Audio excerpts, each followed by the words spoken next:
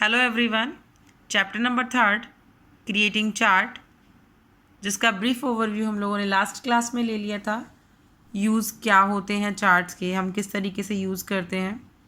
Suppose कीजिए कि अपने पास एक्सेल की कोई शीट ऐसे आपके सामने जो आपकी विंडो स्क्रीन पर दिखाई दे रही है, ऐसी कोई शीट आपको रिप्रेजेंट होती है और आप इस शीट के ऊपर अपना चार्ट बनाते हैं।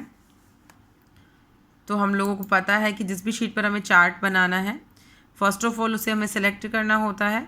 आफ्टर दैट इंसर्ट टैब पर जाते हैं और हम लोग कोई भी इसके रिगार्डिंग एक चार्ट जनरेट कर लेते हैं। जैसा कि मैंने आपको बताया था अपनी लास्ट वीडियो में कि हम लोग किस तरीके से चार्ट को जनरेट करते हैं। ओके, तो उसके बाद वाले टॉपिक पर हम चलते हैं, दैट इज़ विथ ये हमारे पास चार्ट हमारा दिख रहा है, कैटेगराइज्ड हो रहा है, और इसके साथ में जिस भी एक्सेल शीट पर ये चार्ट हमारा काम कर रहा है वो एक्सेल शीट भी आपको दिखाई दे रही है। तो उसके बाद आपके बुक के पेज नंबर 40 के अंदर हम लोगों को कुछ प्लॉटिंग के कंपोनेंट्स दिख रहे थे, जिसमें हम लोग बात करें कंपोनेंट्स की, जिसमें चार्ट के टाइटल की, चार्ट एरिया की, ये सभी चीज़ें जो मैंने आपको अच्छे से बताई थी। X axis, Y axis, legends, data label, ये सभी चीज़ें क्या होती हैं। चार्ट का टाइटल वही होता है जो हम चार्ट के टाइटल के फॉर्मेट में हम डालते हैं। डेटा की लेबलिंग, लीजेंड्स और ये सभी चीज़ें। तो चार्ट के कंपोनेंट की अगर मैं वापस से बात करूं, that is on page number 40। तो हम एक बार चार्ट के कंपोनेंट्स को देख लेते हैं। आप देखते हुए चलेंगे कि आपके पास ये जो चार्ट का टाइटल है, इसे आप सेट कर सकते हैं चार्ट टाइटल की थीम डालकर। इसके अलावा हमारे पास ये जो अनीता और नेम, ये सब कैटेगरी जो आ रही है, दैट इज़ कॉल्ड लीजेंड्स। और यहाँ सिर्फ एक सब्जेक्ट क्यों दिखाई दे रहा है, क्योंकि हम लोगों ने सेल को मर्ज कर लिया है, जिसकी वजह से ये अपने कंटेंट दिखाई नहीं दे रहे हैं। अगर हम इसको सब्जेक्ट को यहाँ से रिमूव कर देते हैं और उसके बाद में वापस से इसको सेलेक्ट करते हैं, चार्ट ऑप्शन को सेलेक्ट किया आपने कंप्लीट सेल को, और इस वाले चार्ट को आप यहाँ से कर दीजिए डिलीट। ये वाला सपोज़ कीजिए कि ये वाला चार्ट हमें नहीं लेना है, हम दूसरा वापस से चार्ट ऐड ऑन करना चाहते हैं। इंसर्ट पर गए और अब हम लोगों ने पाई चार्ट के किसी एक कंटेंट पर क्लिक किया, या फिर इंसर्ट टैब पर गए और हम लोगों ने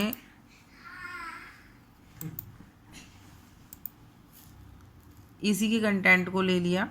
अलग अलग फॉर्मेशन में हम लोग इसके कंटेंट को लेना चाहते हैं, ले सकते हैं, ठीक है। तो अब आप देखेंगे कि इसमें जो स्टार्टिंग में हमारा जो टैब आ रहा था सब्जेक्ट वाला, वो टैब भी आपको रिप्रेजेंट नहीं हुआ है, क्योंकि हम लोगों ने यहाँ से सब्जेक्ट हटा दिया है।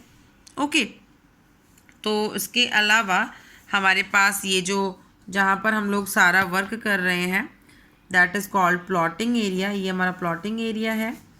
इसके लेबल्स को हम यहाँ पर ले सकते हैं। ये एक्स और वाई एक्सेस है, ठीक है, और इस पर हम लोग अपना काम पूरा करते हैं। तो चार्ट को कैसे ड्रॉ करते हैं, फर्स्ट ऑफ ऑल टेबल में हम लोग कंटेंट डालते हैं, डेटा की रेंज को सेलेक्ट करते हैं और उसके बाद इंसर्ट टैब पर जाकर कोई भी चार्ट एरिया हम लोग ले लेते हैं, ठीक है।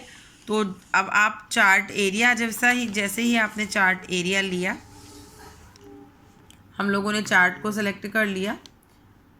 जैसे कि आप देखेंगे, अगर मैं वापस से चार्ट को सेलेक्ट करके डिलीट कर देती हूँ और इसी के रिगार्डिंग अगर मैं कोई दूसरा चार्ट ऐड ऑन करती हूँ, लाइक अगर हम लोग सिंपल लाइन चार्ट ड्रॉ कराते हैं, और लाइन चार्ट ड्रॉ कराने के बाद में जैसा कि आप देखते हैं कि लाइन चार्ट जैसे ही हमारे पास ड्रॉ होकर आती है, तो चार्ट का एक कंटेंट आपको दिखता है, दैट इज़ जो कि चार्ट जिस भी फॉर्मेशन में हम कंप्लीट कर सकते हैं।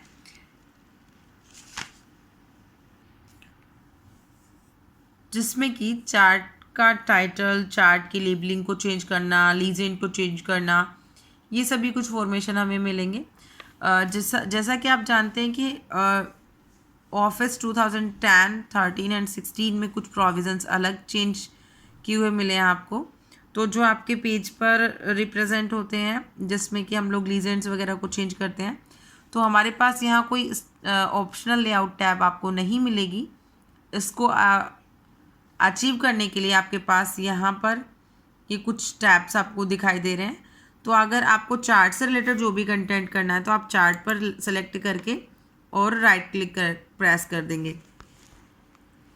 जैसा ही आप राइट क्लिक प्रेस करेंगे तो आपको बहुत सारे एरियाज़ दिखेंगे जिसमें हम लोग चार्ट के टाइप को चेंज करना है तो चार्ट के टाइप को चेंज कर सकते हैं, स्टाइल को चेंज कर सकते हैं किसी टेम्पलेट में, या फिर इसका प्लॉट एरिया चेंज करना है तो आप प्लॉट एरिया को भी चेंज कर सकते हैं। ठीक है, जैसे कि आप देखिए यहाँ पर फिल ऑप्शन पर अगर अपन जाते हैं और सॉलिड फिल्स करते हैं तो जो भी बाय डिफ़ॉल्ट कलर यहाँ सेलेक्ट किया हुआ है वही कलर आपको यहाँ रिप्रेजेंट हो जाता है। ठीक है, तो मतलब चार्ट से रिलेटेड अगर हमें कोई भी वर्क करना है तो वो हम लोग अपने चार्ट एरिया से सिलेक्ट कर सकते हैं। जैसे कि आप देखिए आपको यहाँ पर लीजेंड्स दिख रहे हैं, अनीता, कविता, ललिता। अगर आप इसी के फॉर्मेशन में कोई चेंजेस करना चाहते हैं तो आपका आएगा फॉर्मेट लीजेंड, और यहाँ पर आपको लीजेंड से रिलेटेड फॉर्मेट आपको देखने को मिलेंगे। ओके, अगर आप लीजेंड के ऊपर भी कोई पिक्चर, टेक्सचर या कुछ ऐसा लीजेंड्स को डालना चाहते हैं, पैटर्न फिल करना चाहते हैं, तो इसमें अलग अलग तरह के पैटर्न्स आप फिल कर सकते हैं अपने लीजेंड पर। सपोज़ कीजिए कि हम लोगों को इस तरीके का लीजेंड का देखना है तो आप देखेंगे कि इसका वेरिएशन यहाँ पर चेंज हो गया है। ओके, तो ये सभी कुछ फैक्टर्स हैं हमारे लीजेंड से रिलेटेड। अगर हमें इनसे कुछ इन सब चीज़ों से रिलेटेड कोई टेक्स्ट नहीं चाहिए तो हम लोग इसे डिनाई कर देते हैं।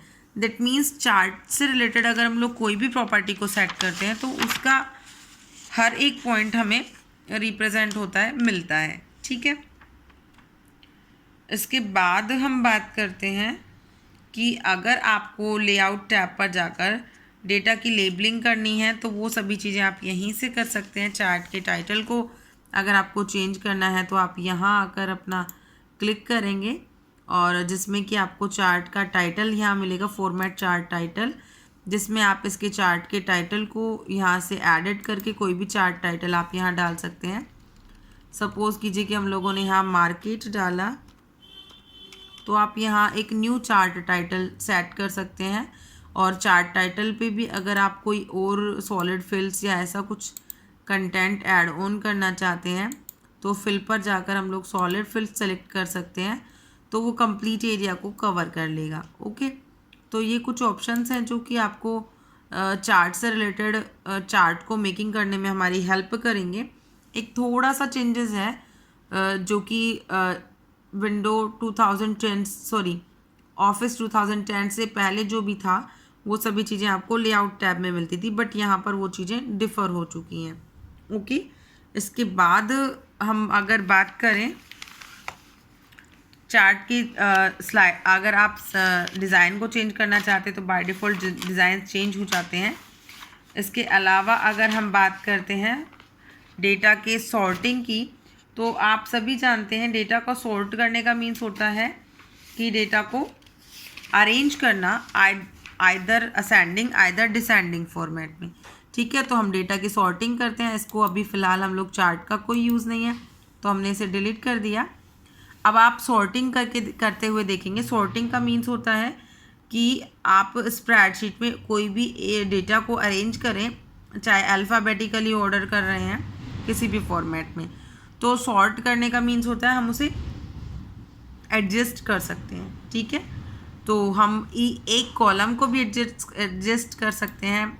सपोज़ कीजिए मैंने एक कॉलम को सेलेक्ट किया। After selecting the column number A हम लोग सॉर्ट एंड फिल्टर ऑप्शन पर क्लिक करते हैं, और सॉर्टिंग दोनों तरीके से हो सकती है, A to Z and Z to A। Suppose कीजिए कि मुझे Z to A उल्टा करना है, मैंने Z to A कर लिया। ये आपसे पूछता है कि आप इसको कंटिन्यू करना चाहते हैं, हमने बोला यस, सॉर्ट कर दीजिए आप हमारे कॉलम को। तो आप देखेंगे कि यहाँ पर जो नेम है वो सॉर्ट हो चुका है। ओके, तो ये तो बात हो गई हमारी सॉर्टिंग ऑप्शन की। ये सॉर्ट हम किसी भी कंडीशन पर डाल सकते हैं, मतलब कोई भी तरीका हम लोग यूज़ कर सकते हैं सॉर्ट करने का। Same as it is. अगर आप सॉर्ट को कुछ और मॉडिफाइड करना चाहते हैं तो आप कस्टम सॉर्ट पर क्लिक करेंगे। जैसे कि आपने ये रो क्लिक सेट कर रखी है, आप क्लिक करेंगे सॉर्ट ऑप्शन पर, और सॉर्ट ऑप्शन पर क्लिक करने के बाद आपके पास यहाँ कंटेंट आता है, that is custom sort. Custom sort को क्लिक करने के बाद ये आपसे कहता है कि आपने ऑलरेडी एक सॉर्ट यहाँ सेलेक्ट कर रखा है। अब अगर आप यहाँ से कोई लेवल डिलीट करना चाहते हैं, कोई ऐड करना चाहते हैं, तो आप इसमें डाल सकते हैं। ठीक है, तो आप यहाँ सिर्फ वैल्यू से भी सॉर्ट ऑन कर सकते हैं।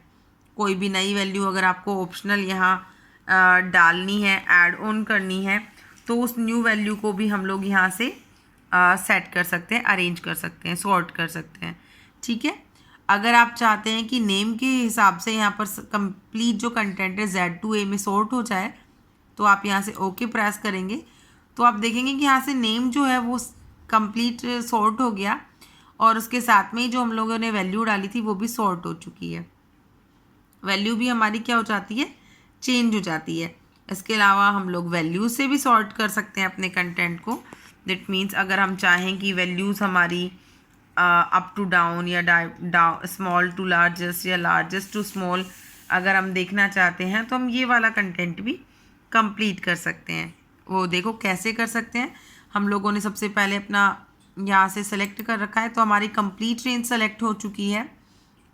दैन हम सॉर्ट एंड फिल्टर पर गए और A to Z वाले पर क्लिक किया। ये तो अब आप देखेंगे कि जैसे हम लोगों ने यहाँ पर नेम सेट किए थे, तो कंप्लीट सेट होने का मतलब है कि जो भी रेंज, जो भी डेटा का रो, कॉलम जो भी एंटर हो रहा है, वो सभी चीज़ें मॉडिफाइड फॉर्मेट में आपके पास रिप्रेजेंट हो रही है। ड्यू टू कि उसने नेम और इसके फॉर्मेशन को भी एक कॉलम का फील्ड बना लिया है, दैट्स वाई आपके पास ये जो कंटेंट रिप्रेजेंट हो रहा है, इसका इस तरीके का फॉर्मेट में कंटेंट रिप्रेजेंट होगा। ओके, तो यहाँ तक बात हुई हमारी सॉर्टिंग की। नेक्स्ट अपन बात करेंगे नेक्स्ट वीडियो में फ़िल्टरिंग की। अगर आपको सॉर्ट डेटा समझ नहीं आया हो तो आप लोग मुझसे क्वेरीज पुट करिए। Okay, thank you.